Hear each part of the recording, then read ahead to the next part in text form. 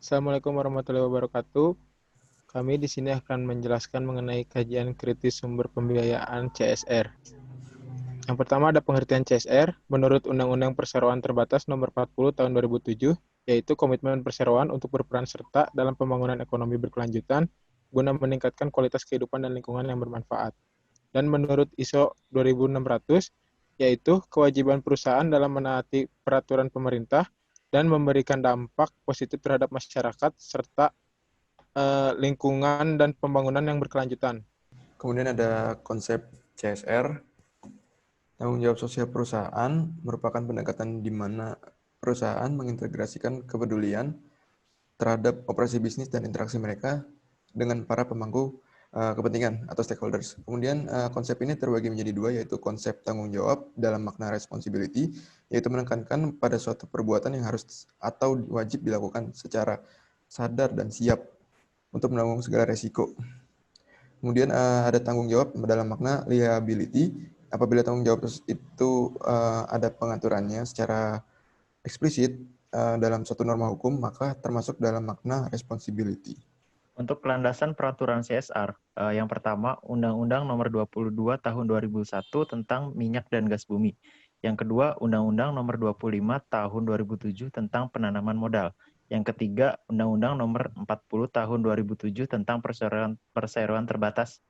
Dan yang keempat, Peraturan Menteri Sosial Republik Indonesia Nomor 13 Tahun 2012 tentang Forum Tanggung Jawab Dunia dalam penyelenggaraan kesejahteraan sosial. Selanjutnya ada prinsip-prinsip CSR. Yang pertama, sustainability atau berkelanjutan. Yang kedua, accountability atau akuntabilitas. Yang ketiga, transparansi. Model pembiayaan CSR sendiri, menurut Saidi, yang umumnya diterapkan di Indonesia itu ada 4. Itu yakni perusahaan terlibat langsung. Yang kedua, perusahaan melalui yayasan atau organisasi sosial yang dibuat oleh perusahaan itu sendiri. Yang ketiga, perusahaan dapat bermitra dengan pihak lain. Atau yang keempat, perusahaan mendukung atau bergabung dalam suatu konsorsium. Sedangkan menurut Wibisono, tanggung jawab dalam CSR ini ada dibagi menjadi 3 model, yakni keterlibatan langsung melalui yayasan atau organisasi dan bermitra dengan pihak lain. Bentuk pembiayaan CSR. Bentuk pembiayaan CSR ada berbagai macam, diantaranya yaitu yang pertama berkaitan dengan bantuan sosial yang meliputi bakti sosial, pengadaan sarana kebutuhan, rumah ibadah, dan fasilitas lain. Kemudian yang kedua adalah dalam bidang pendidikan dan pengembangan yang meliputi pengadaan sarana pendidikan dan pelatihan. Kemudian yang ketiga terkait dengan bidang ekonomi yang meliputi pengadaan program kemitraan, memberikan dana ataupun pinjaman. Kemudian yang keempat berhubungan dengan lingkungan yang meliputi pengelolaan lingkungan, pengelolaan limbah, dan pengelolaan lingkungan lainnya. Kemudian yang kelima dan terakhir yaitu berkaitan dengan konsumen yang meliputi perbaikan produk secara berkesinambungan. Selanjutnya ada permasalahan yang sering terjadi dalam pembiayaan CSR.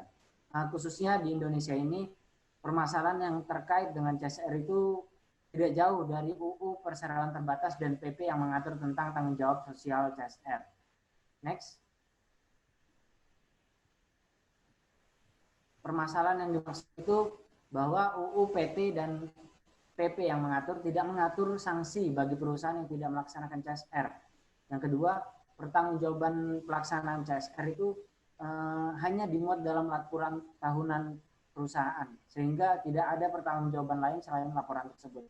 Ketiga, kejelasan konsep pengelolaan CSR tidak diatur dalam peraturan perundang-undangan yang ada. Next.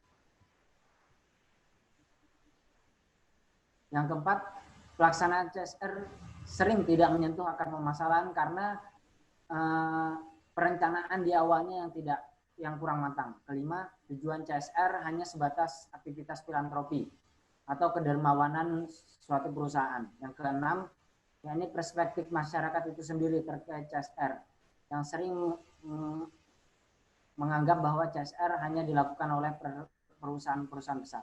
Next. Next, selanjutnya kami mengambil kasus CSR PT Pembangkitan Jawa Bali pada tahun 2010 sampai 2012 di Kelurahan Jambangan dan Kelurahan Gayungan, Surabaya. CSR yang dilakukan PT PJB ini tuh berupa program budidaya ikan, terus program pembuatan kue, dan satu lagi pelatihan penjahitan. CSR yang dilakukan ini berupa memberikan bantuan modal dan memberikan pelatihan-pelatihan. Namun, pelaku usaha tidak sepenuhnya mengikuti pelatihan karena berbagai alasan. Akhirnya pelaku usaha mencari pengajar sendiri dalam rangka mengejar ketertinggalan ilmunya karena tidak sepenuhnya mengikuti pelatihan yang diadakan oleh PT PJB. Selanjutnya ada tanggapan dari kasus permasalahan CSR PT PJB.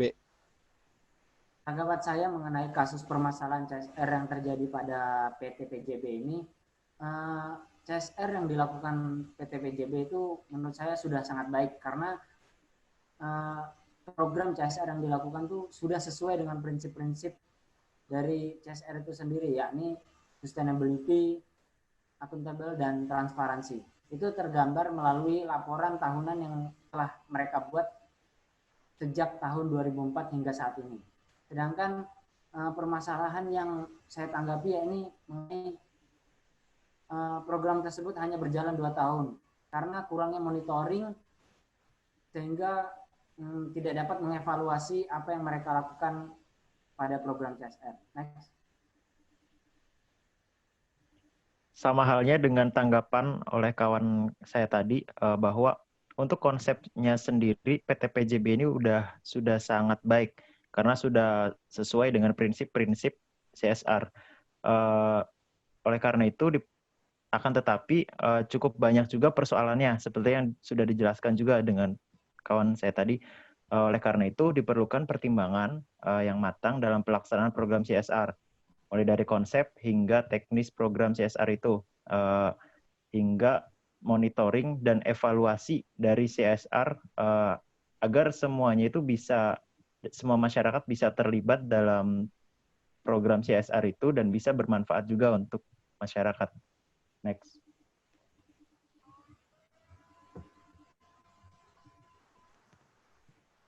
Selanjutnya tanggapan menurut saya berdasarkan konsep dan masalah berupa monitoring sama halnya dengan yang dijelaskan Gigi dan Lutfi.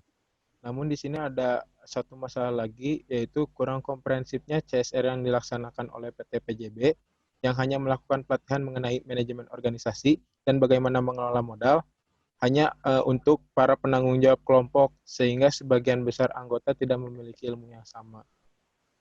Next.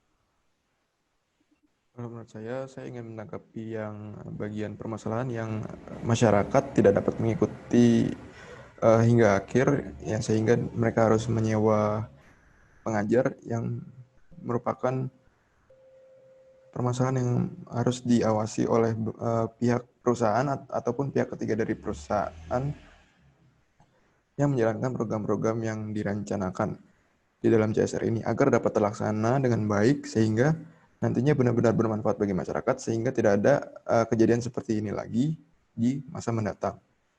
Cukup sekian presentasi yang kelompok kami sajikan berupa kajian kritis sumber pembiayaan CSR. Kurang dan lebihnya mohon dimaafkan. Assalamualaikum warahmatullahi wabarakatuh.